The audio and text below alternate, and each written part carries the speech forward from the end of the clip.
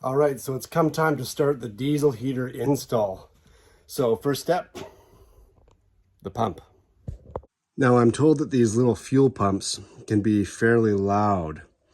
So we're gonna make our own solution for soundproofing.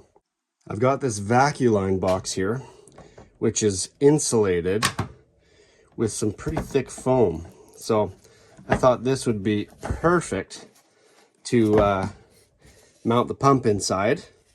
And then what we'll do is cap it off and run our fuel line through the caps along with our electrical that powers the pump. So we'll see how she goes. They say it's not worth reinventing the wheel, but where's the fun in that? Just joking.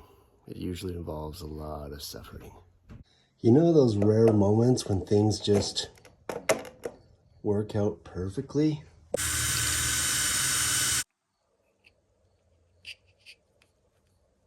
Okay, so we have a hole for the fuel line exit, and we have a hole for the wiring harness.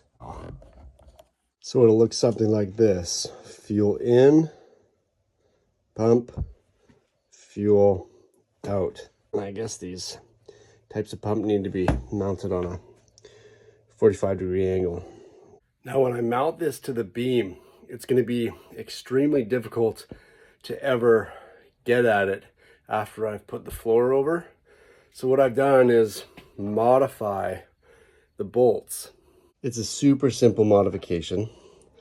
What I did is just flatten the ends so that when you pop it through the beam, if you can't get at this side to hold it steady to unbolt it, you can actually hold this end and then slowly unbolt it from just one side. Well, not a bad plan if I do say so myself. At least in theory. We'll see how it actually goes. So I'll show you what I mean here. If I had 3 hands, I'd be holding this, but you can clamp on your pliers to one end and then effectively tighten this. And that way that allows you to come from the outside of the van and unbolt this if you for some reason ever needed to service this or replace the pump.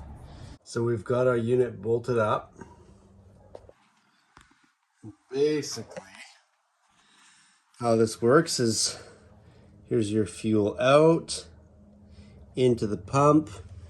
Now I've made this little notch here for the electrical that powers the pump to exit, whilst also allowing the, let's see if we can see it on this side, whilst also allowing the fuel line out.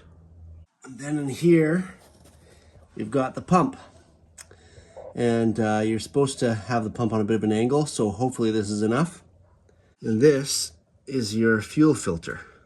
So again, it goes from the tank into the filter, out of the filter, into the pump, out of the pump, and all the way to the heater, which will be mounted somewhere over there. Thank God I had these installation instructions. Number 1, add diesel.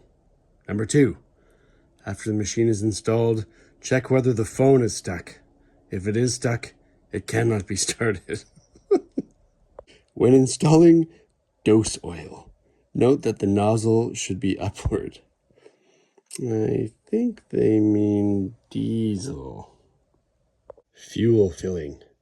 You shall infill the oil circuit via the fuel oil infilling function when you have installed heater host, oil circuit, and electric circuit. Otherwise, the heater is likely to fail to be started due to the fuel oil absence in the oil circuit.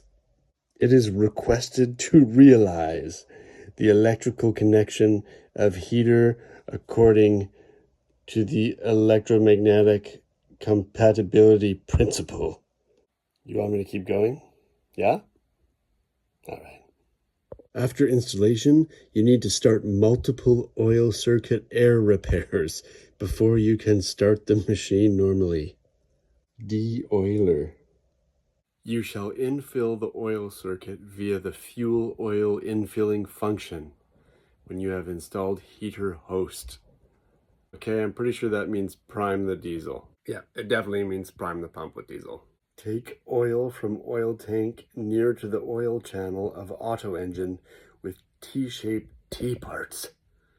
In the whole operation process from the heating operation, all parts of waste gas exhaust device will be burnt.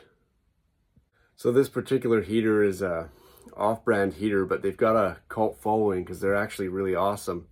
But one of the hilarious things about them is that the instructions, as you can tell, are not written by people from English-speaking countries.